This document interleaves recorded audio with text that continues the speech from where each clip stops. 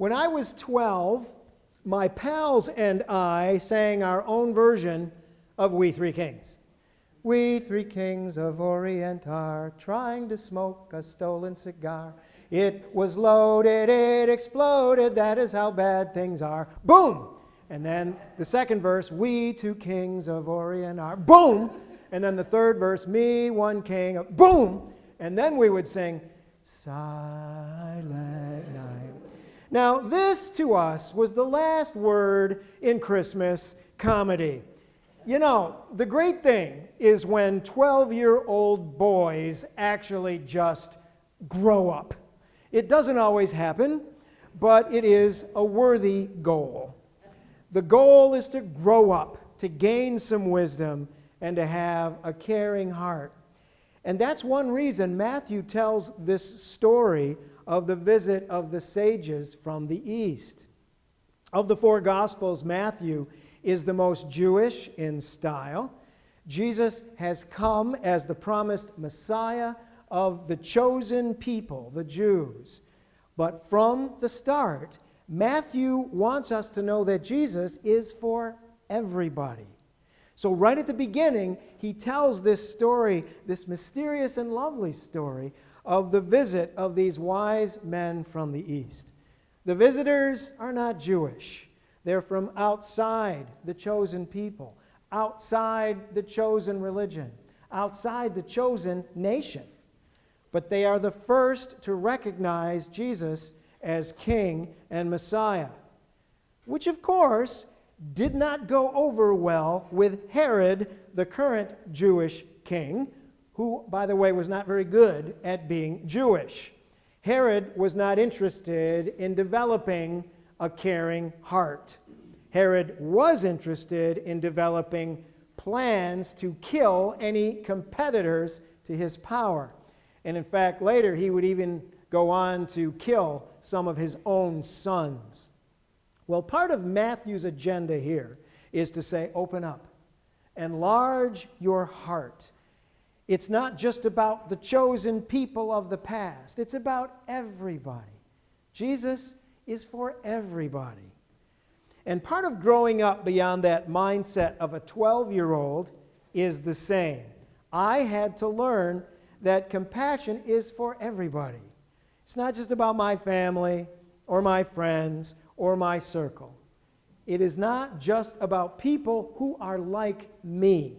Compassion is for everybody. In Matthew's gospel, Jesus himself goes through this development. During his adult ministry, he will travel outside Galilee and Judea, the Jewish homeland. He will go north to the region of Tyre and Sidon.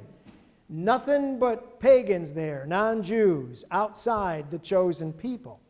Now, a woman will come to him who will have heard of his healing powers, and she will ask him to heal her demon-tormented daughter, someone we would in our time call profoundly mentally disabled. At first, Jesus won't even talk to her, but she will persist, as mothers always do. And then Jesus will actually insult her.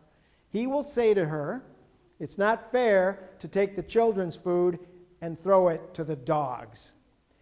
He will call her a dog because that's how Jews referred to pagans in that time and in that place. But she's going to come back at him and she's going to say, yes, Lord, but even the dogs eat the crumbs that fall from the table. Jesus will be stunned by her faith, by her persistence, and by her humility on behalf of her daughter. He will heal the girl, but what really interests me is that after that point in Matthew's gospel, Jesus will seem more open and compassionate toward people who are outsiders. And at the end of Matthew's gospel, Jesus will tell his friends to go and invite everyone of every nation to be part of the family of God. The story arc will move from just the one chosen nation to everyone on the planet. It's quite a journey.